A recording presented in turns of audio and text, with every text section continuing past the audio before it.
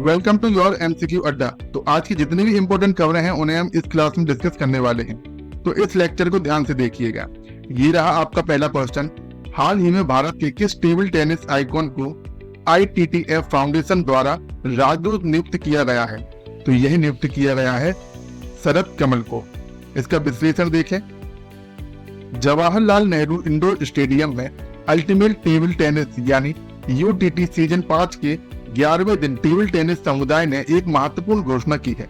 भारत के शीर्ष पेडलर शरद कमल को अंतरराष्ट्रीय टेबल टेनिस महासंघ यानी ITTF फाउंडेशन का पहला भारतीय राजदूत नामित किया गया है।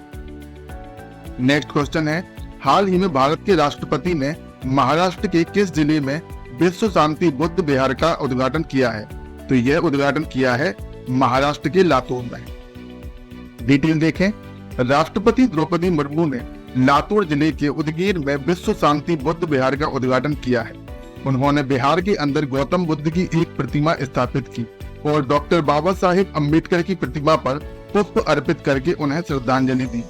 बता दें कि इस कार्यक्रम में पारंपरिक बुद्ध पूजा समारोह का आयोजन भी किया गया था। इस अवसर पर राज्यपाल CP राधाकृष्णन, मुख्यमंत्री एकनाथ शिंदे और अन्य नेता शामिल हुए। यह विहार कर्नाटक के कलबुर्ग में स्थित बुद्ध विहार की प्रतिकृति है, जो 15 हेक्टेयर में फैला हुआ है।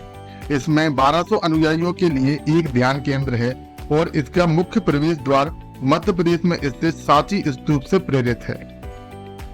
नेक्स्ट क्वेश्चन है, भारतीय क्लब थ्रोअर धर्मवीर ने पेरिस 2024 पैरा ओलंपिक में कौन सा पुरस्कार जीता है? तो यह पुरस्कार जीता है स्वर्ण पदक। विश्लेषण देखें।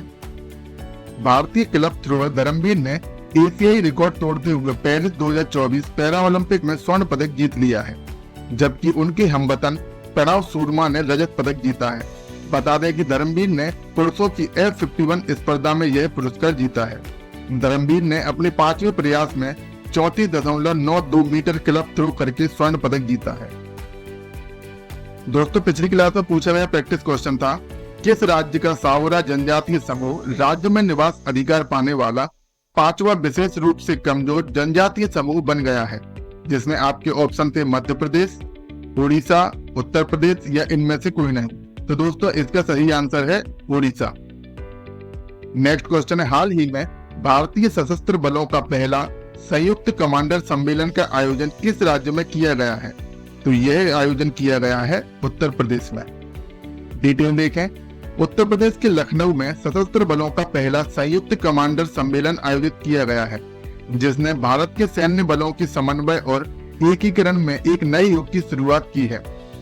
बता दें कि रक्षा मंत्री राजनाथ सिंह की अध्यक्षता में आयोजित इस 2 दिवसीय सम्मेलन में सशस्त्र बलों के सामने आने वाले महत्वपूर्ण मुद्दों पर चर्चा करने और भारत की रक्षा क्षमताओं के भविष्य पर रणनीति बनाने के लिए शीर्ष सैन्य अधिकारी एक साथ आए। इस सम्मेलन का आयोजन सशक्त और सुरक्षित भारत सशस्त्र बलों में परिवर्तन थीम के तहत किया गया था।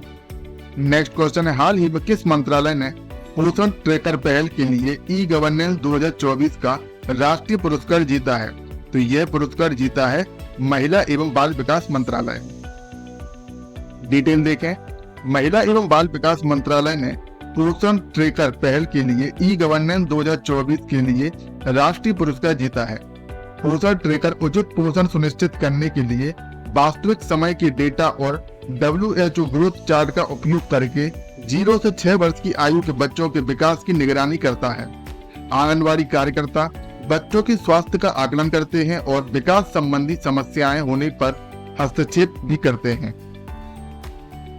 यह सटीक निगरानी के लिए आंगनवाड़ी केंद्रों पर उन्नत ICT उपकरण और ग्रोथ मापक उपकरण का उपयोग किया जाता है।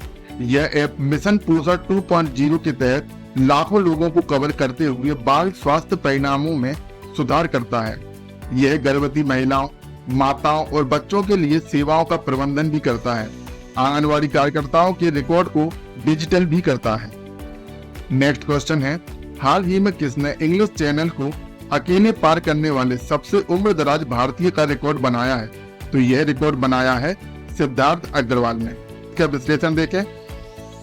बेंगलुरु के सिद्धार्थ अग्रवाल ने इंग्लिश चैनल को अकेले तैरकर पार करने वाले सबसे उम्र दराज भारतीय बनकर इतिहास रच दिया है। 29 अगस्त को 49 साल की उम्र में अग्रवाल ने 42 किलोमीटर की दूरी 15 घंटे और 6 मिनट में पूरी की।